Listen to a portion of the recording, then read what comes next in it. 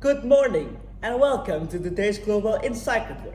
I am Davin Nararya Pratama and today I am bringing you a report on one of the world's most pressing issues, the conflict in Gaza and its impact on the international economy. While the humanitarian tragedy is undeniable, the economic consequences are reaching far beyond the Middle East. What may seem like a regional crisis is, in fact, a global economic shock, disrupting markets, straining trade routes, destabilizing currencies, and forcing governments to rethink their policies. The war is not only taking lives, but also shaking the confidence of industries and investors who rely on stability to keep the world moving. Even nations thousands of kilometers away are feeling the ripple effects to higher fuel prices, disrupted supply chains, and increased living costs. In today's deeply interconnected world, a single conflict can trigger a chain reaction across continents. It can influence the price of fuel in Europe, weakening currencies in Africa, delay the delivery of essential goods in Asia, and push food prices higher in Latin America. No market is completely insulated when trade routes are flattened and energy supplies becomes uncertain. Ordinary families far removed from the battlefield are paying hidden costs every time they shop for food, fill their cars with fuel, or pay their energy bills. Over the next few minutes, let us examine how the war in Gaza is creating a global economic shockwave, revealing just how fragile and dependent our world has become on peace and cooperation. The first and most immediate sector to feel the pressure is energy. Even though Gaza is not a major producer of oil or gas, fears of regional escalations have made global markets volatile. Investors worry that if neighboring countries such as Iran become involved, critical shipping lanes like the Strait of Hormuz could be disrupted. This narrow passage carries a significant share of the world's oil supply. The mere possibilities of its closure has already pushed oil prices higher. Rising energy costs affect transportation, manufacturing, and basic service everywhere. When fuel becomes more expensive, the price of everything else increases as well. Households in Europe are facing higher utility bills. Developing nations in Asia and Africa, which already spend much of their income on food and fuel, are hit even harder.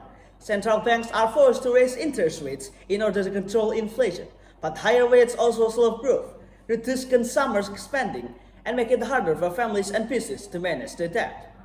Beyond energy, the Gaza conflict is disrupting the global trade. The Middle East is home to vital shipping routes such as the Red Sea and the Suez Canal, which link Asia, Europe, and Africa. Since the fighting intensified, risks along these routes have grown. Many shipping companies are avoiding conflict-prone areas and rerouting their vessels around Africa, adding weeks to delivery time and raising costs. The effects are already visible. Manufacturers are waiting longer for essential components, retailers are paying more for imports, and consumers are seeing higher prices on everyday goods. Imagine a supermarket in Africa relying on imported rice or wheat. If shipments are delayed and freight insurance becomes more expensive, shelves empty faster and food prices rise sharply. The world supply chains, already weakened by the pandemic, are under renewed strain. Financial markets are reacting nervously.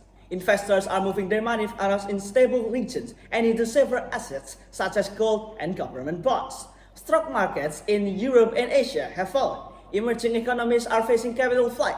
Their currencies are losing value and the cost of imports is rising. Inflation pressures are forcing governments to make difficult choices between raising interest rates or risking economic instability. At the same time, humanitarian needs are growing rapidly. The war has displaced hundreds of thousands of civilians. Hospitals are overwhelmed and essential supplies are running out. The United Nations has called for major funding to support those affected. Yet even wealthy nations are struggling with their own economic challenges, making it harder to provide swift aid. Political divisions among global powers are also widening, making international cooperation more difficult at a time when it's urgently needed. This development shows that the Gaza conflict is more than a local or regional tragedy. It is a reminder of how fragile and interconnected the world economy has become. A war in one small area can influence the cost of gasoline in Europe, delay technology shipments in Asia, raise the price of bread in Africa, and shake investors' confidence on Wall Street. In conclusion, the conflict in Gaza is not only a humanitarian tragedy, but also a global economic emergency with far-reaching effects.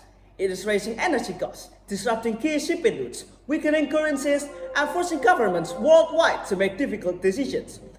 To international markets, increasing cost of living for families far beyond the Middle East. In today's interconnected world, no conflict is truly isolated. A single escalation can influence fuel prices in Europe, delay food supplies in Africa, slow production in Asia, and shake investors' confidence in America. The longer this war continues, the deeper those effects will spread into our homes, our businesses, and our future.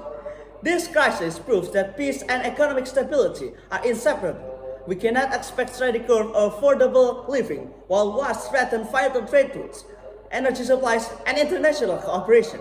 Ending the conflict is not just about stopping violence in one region, it is about protecting the global economy, restoring trust among nations, and ensuring that ordinary people are not forced to bear the hidden cost of distant wars.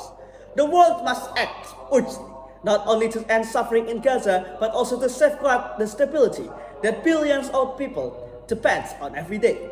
This has been Davin Nararya Pratama. Thank you, and see you on another occasion.